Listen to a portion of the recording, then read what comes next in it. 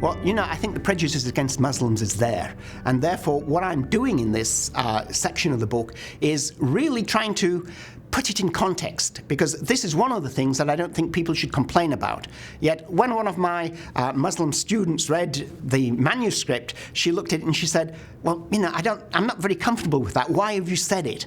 And the reason I've said it is that if you go on the internet, you find all sorts of websites about Islam, some written by Christians, some written by agnostics, who make this point and go on and on and on about Muhammad's wives. But put into context, it's not as bad as it seems. It's not really something to complain about.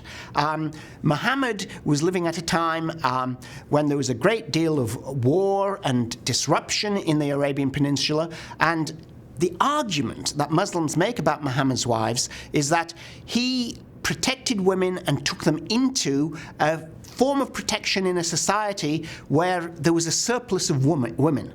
And therefore, by marrying more than one wife, he laid down, or not only, he followed God's commands, Muslims would say, and laid down principles for the treatment of women, that you don't have unlimited numbers of wives. Muhammad made that very clear. He limited the number of wives to 4, but he did say that certain widows and others, and one of his wives was a widow, they needed protection, and so he married them for that reason.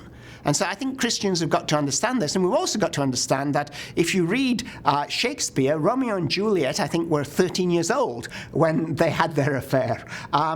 Historically, people have got married much younger. Historically, the average age of death for much of medieval history was around 28 to 35.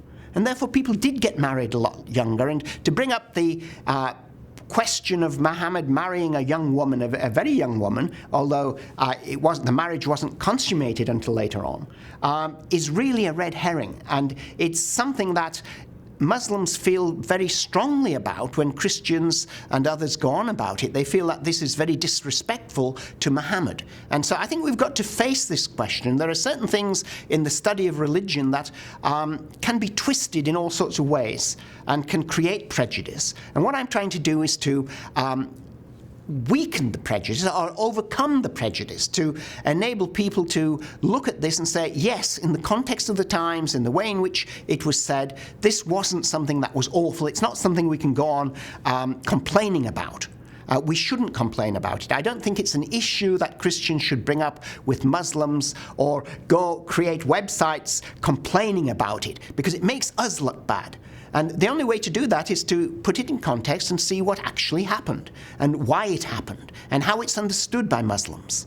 And so, exactly the opposite. I'm not trying to create prejudice. I'm trying to reduce and eliminate prejudice so that we meet Muslims as people who sincerely believe in the teachings of Muhammad. And Muhammad's teachings need to be taken seriously by Christians. This doesn't mean that we've got to accept them or agree with them, but we've got to take them seriously and see what he was doing and why it was done that way.